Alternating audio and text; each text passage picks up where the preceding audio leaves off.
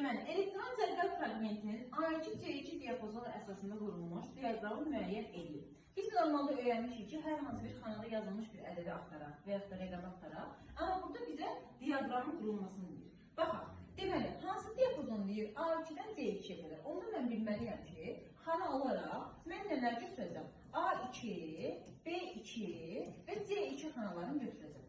İndi bunları hesablayaq. A2 xanasında yazılmış üstürüm necədir? Sabit xana A1, A1'də nə yazılıb? 5. Yəni 5 vurulsun B1, B1'in nədir? 16. Üstə gəlinsin C1 vurulsun 1.5. Onda artıq nəyə yazım?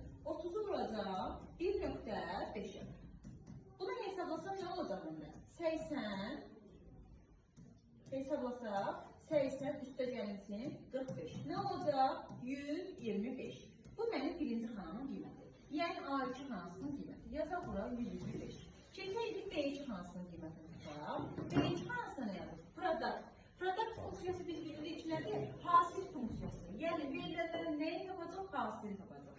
A1, C2 uşaqlar diqqət edin, diapazon verməyib, vergül verib. Nöqtəli vergül və yaxud da vergül verəndə nə edirdik? Yalnızca iki xanadan söhbət edə bilərdik. Biz iki xanadan danışa bilərdik. Ona görə də A1 ilə C1. Yəni A1'in 5, C1'in nədir? 30. 30'u vuracaq 5'ə. Neçə eləyəcək? 150. Onu da neyə yiyəcəm? Böləcəm 2'ye. Cavab olacaq nə? 75.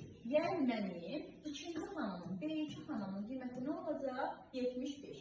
Keçəyində C2 xanasının qiymətini hesablayaq. C2 xanasında nə deyir? A1 vurulsun. A1'in nədir? 5. Yəni eyni qaydada 5'i vuracaq nəyə? B1'ə. B1'in nədir? 16. Eləyəcək 80. Çıxılsın 30. Yəni C1. Cavab nə oldu? 50. Artıq mən xanalarımın qiymətini bilirəm.